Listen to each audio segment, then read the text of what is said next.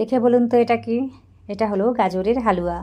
একদম অন্যরকমভাবে বানিয়েছি। এটা কিন্তু বাচ্চাদের বেশ পছন্দ হবে, সাথে সাথে বড়রাও পছন্দ করবে।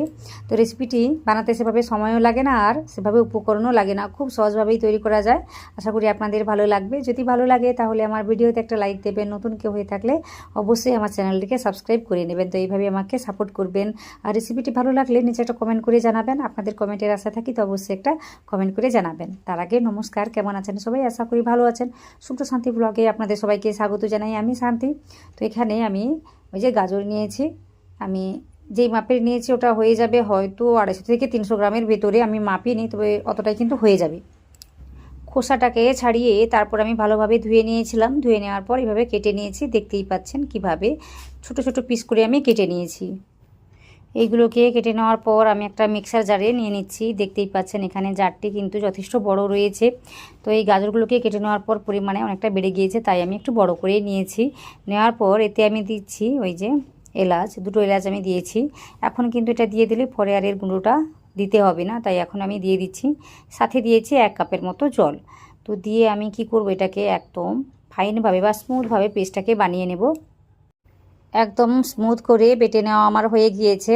তো এইভাবে কিন্তু কাজটিকে করে নিয়েছি, দেখতেই পাচ্ছেন। তারপর আমি কি করব, এখানে আলাদা করে স্ট্রেন করে নেব একটু। তাই আমি একটা আলাদা করে পাত্র নিয়েছি, তারপর একটা স্ট্রেনার রেখেছি। তো এইভাবে কাজটি করতে গিয়ে যেটা আমি দেখলাম যে পুরো পিউরিটা কিন্তু নিচে চলে যাচ্ছে। তো এইভাবে হলে হবে না। তো এখানে আমি কি করেছি, একটা রুমাল রেখেছি, রেখে দিয়ে তারপর এইভাবে পেস্টটাকে দিয়ে ছেঁকে নিয়েছি। তো প্রথমবারে আমি ছেঁকে নিয়েছি, সেটা আপনাদের দেখানো হয়নি। তারপর এইভাবে ছেঁকে আপনাদের আমি দেখিয়ে দিচ্ছি। তো এইভাবে কিন্তু সহজেই রসটাকে বের করে নেওয়া যায়, একদম কি বলবো সুন্দরভাবে। তো দেখতেই পাচ্ছেন কিভাবে কাজটি আমি করে নিয়েছি। তো এই প্রথমে এটা করে নিয়েছিলাম, তারপর এটাকে আমি করে নিলাম।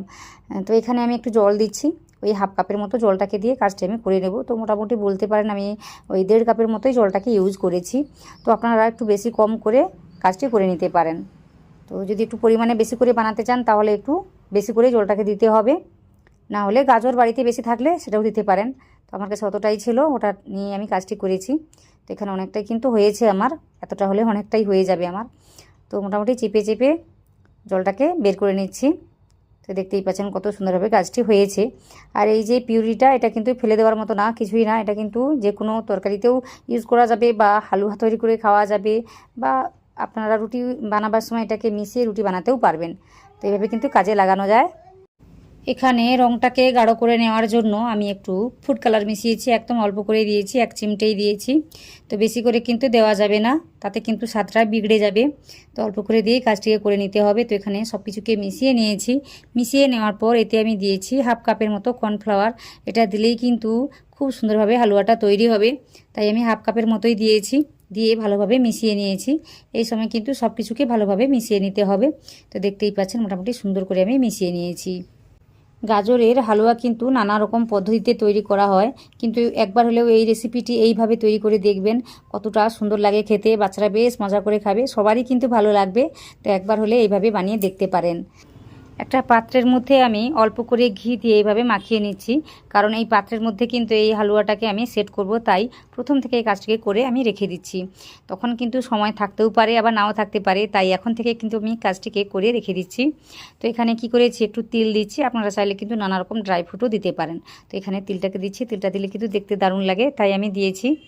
তো এইভাবে মোটামুটি কাজটিকে আমি করে নিয়েছি। তারপর চলুন আমি দেখিয়ে দিচ্ছি কি করতে হবে। তো এইদিকে একটা কড়াই নিয়েছি, কড়াইতে কি করেছি, আমি ওই 1.5 কাপের মতো চিনি দিয়েছি। তো এখানে মিষ্টিটা যে যতটা পছন্দ করবে ঠিক সেটা বুঝে শুনে কাজটিকে করে নিতে হবে।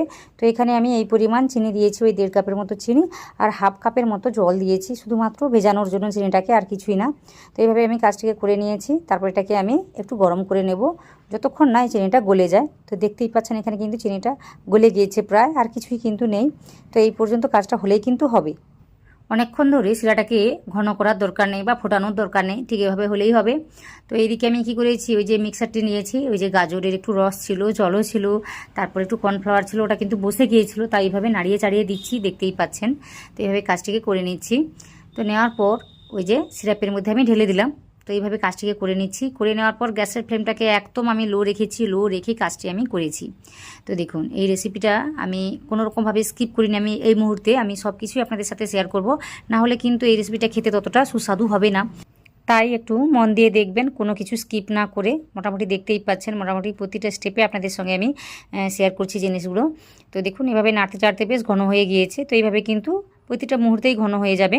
আর এই সময় যদি গ্যাসের ফ্লেমটাকে আপনি মিডিয়াম বা হাই করে দেন, তাতে করে কিন্তু এই জিনিসটা কাঁচা থেকে যাবে। ঘন তো হয়ে যাবে, সেটও হয়ে যাবে, কিন্তু ওই যে কাঁচা কাঁচা লাগবে, খেতে একদমই ভালো লাগবে না। হালকা আঁচেই কাজটিকে করে নিলে একটু সময় লাগবে ঠিক আছে, কিন্তু খুব সুন্দরভাবে জিনিসটা তৈরি হবে।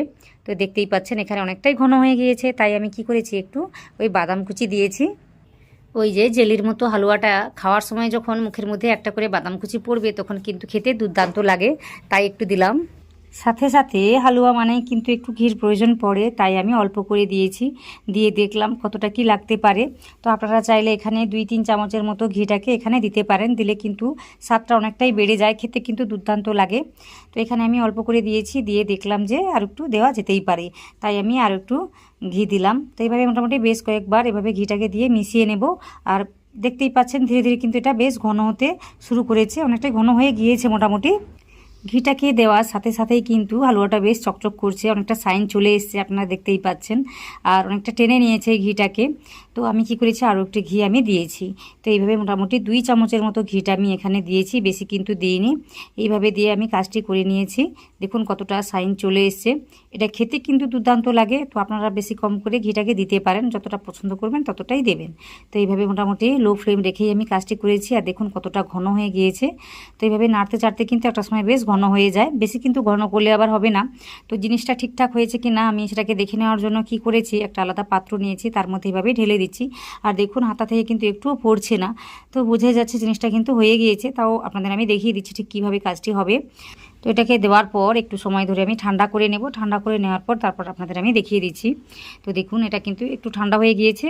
তো এখনই কিন্তু এটা বেশ জমাট বাঁধতে শুরু করেছে, আর সুন্দরভাবে কাজটি হয়েছে, একদম জেলির মতোই হয়েছে। তো এখানেই বোঝা যাচ্ছে জিনিসটা সুন্দরভাবে তৈরি হয়েছে বা হয়ে যাবে। তো দেখুন অনেকটাই কিন্তু ঘন হয়ে গিয়েছে। বেশি কিন্তু ঘন করলে কাজটা করতে কিন্তু অনেকটাই অসুবিধা হবে।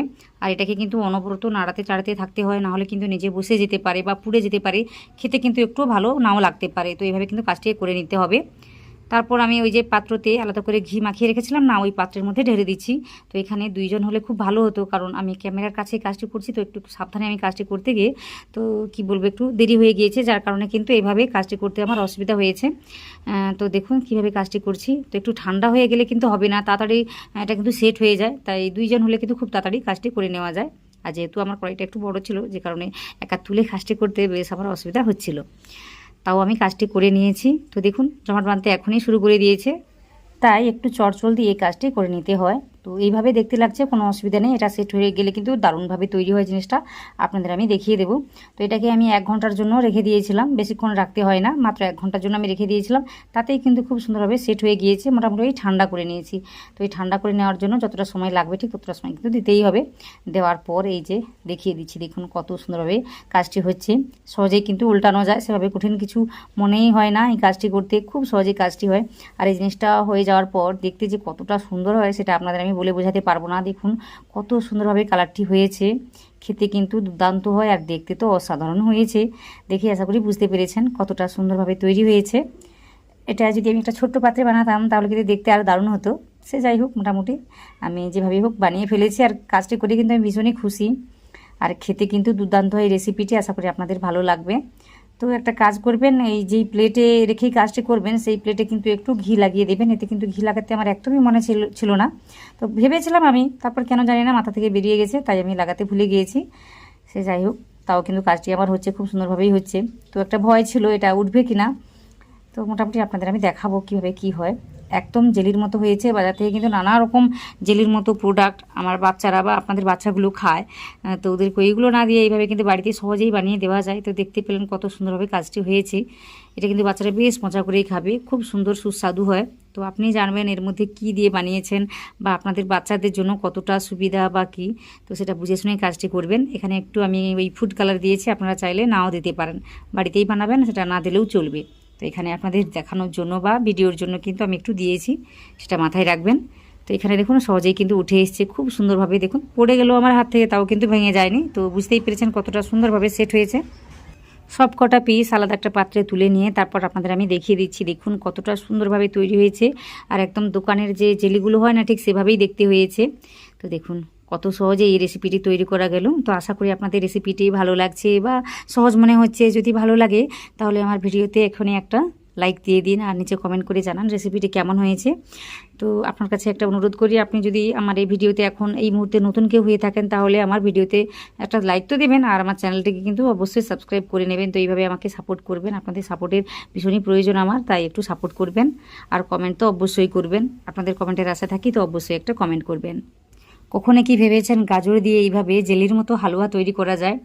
তো দেখুন কত সুন্দরভাবে তৈরি করা গেল। এটা কিন্তু আপনারা বাড়িতে একবার হলেও ট্রাই করবেন, ট্রাই করে না হয় তখন আমাকে একটা কমেন্ট করবেন। তো অবশ্যই একটা কমেন্ট করবেন। আর কোনো রকম রেসিপি দেখতে চাইলে সেটাও কিন্তু কমেন্ট করে জানাতে পারেন, তাহলে ওই রেসিপিগুলো খুব সহজ করে দেখিয়ে দেওয়ার আমি চেষ্টা করব। আর এই রেসিপি নিয়ে কোনো ডাউট থেকে থাকলে সেটা কিন্তু কমেন্টে জানাতে পারেন, ওখানে কিন্তু আমি সব কিছুই বলে দেবো কী করতে হবে। আশা করি আজকের রেসিপিটি আপনারা সম্পূর্ণ দেখেছেন। আপনারা যারা দেখেছেন আপনাদের সবাইকে অনেক অনেক অনেক ধন্যবাদ জানাই।